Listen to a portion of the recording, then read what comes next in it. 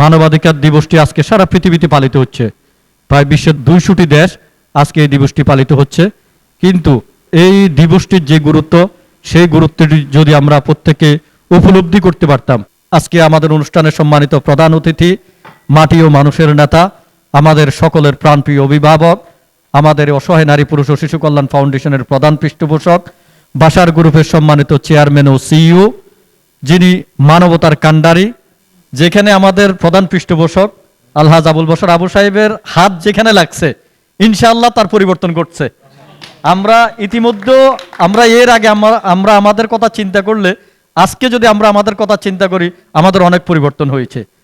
যার অর্থায়নে অনেকগুলো স্কুল, কলেজ, মাদ্রাসা, অনেক ছাত্রছাত্রী যারা লেখাপড়া করে নিজের পায়ে নিজে দাঁড়িয়েছে এবং তারা আজকে লেখাপড়া করে কর্মসংস্থান করে তাদের পরিবার পরিজন তারা আজকে চালিয়ে যাচ্ছে।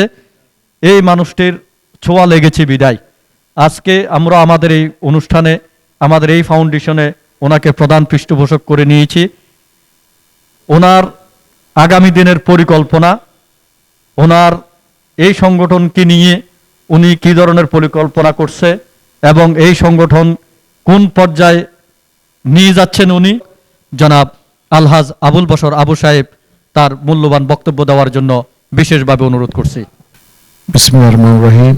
আজকের অসহায় ও নারী ও পুরুষ শিশু কল্যাণ কর্তৃক আয়োজিত ৭৭তম বিশ্ব মানবাধিকার দিবস উপলক্ষে আজকের অনুষ্ঠানের সম্মানিত সভাপতি, আমি চিন্তা করলাম আমাদের বাংলাদেশ থেকে কোনো প্রশিক্ষণ না নিয়ে সেলাই, নার্স এদেরকে যদি আমরা ইনস্টিটিউট করে যদি তাদের প্রশিক্ষণ দিয়ে অনলাইন সিস্টেমটা যদি আমরা ওইভাবে এদেরকে সিস্টেম করে প্রশিক্ষণ, তারপরে নার্স, ভালো ভালো প্রজেক্টগুলোর এই যে আমরা যদি ভালো দক্ষ ছেলে মেয়েদেরকে, আমাদের জাতিকে যদি আমরা কিছু প্রশিক্ষণের মাধ্যমে, এই যে অসহায় নারী ও শিশু কল্যাণ ফাউন্ডেশনে দেখলাম অনেক কিছু আছে, এগুলোকে যদি ইমপ্লিমেন্ট করে এদেরকে যদি আমরা এগিয়ে নেওয়া যাইতো, তাকে যদি একটু বিল্ড আপ করে তাকে একটা সার্টিফিকেট দিয়ে যদি তাদের এই কাজগুলো যদি সার্টিফিকেট ধরে তাকে যদি একটা প্রশিক্ষণের উপযুক্ত যে অন্ততপক্ষে 80 মার্ক পায়,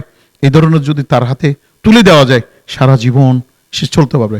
একটা ছেলে পড়তে পারতেছে না, তাকে যদি বই খাতা কিনে দিয়ে যদি কাকে সহযোগিতা করা হয়, আমি অন্ততপক্ষে সেই সারা জীবন, আমি মনে করি একটা গাছ রোপণ করলে 10 থেকে 20 বছর ফল পাওয়া যায়। আর একজন ছাত্রকে যদি মানুষ করা যায়, তাহলে সেই সারা জীবন 80-90 বছর পরিবারকে কিছু দিতে পারে। আর যেটা প্রতিষ্ঠান যদি ধার করি, শিক্ষা প্রতিষ্ঠানের মতো এদের ভোকেশনাল বা যদি আমাদের কারিগরি যদি আমরা যদি এটা প্রতিষ্ঠিত করা যায়, অন্ততপক্ষে এটা যুগ যুগ ধরে পৃথিবী যতদিন বেঁচে থাকবে, তাহলে আমাদের আর পিছনের দিকে থাকতে হবে না। সবাইকে ধন্যবাদ।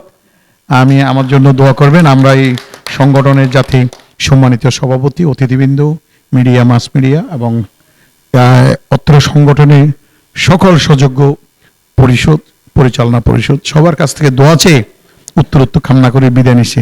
আসসালামু আলাইকুম ওয়া রাহমাতুল্লাহি ওয়া বারাকাতুহু। অসহায় নারী, পুরুষ ও শিশু কল্যাণ ফাউন্ডেশন সমাজ ও দেশের কল্যাণে নিয়োজিত সংগঠন।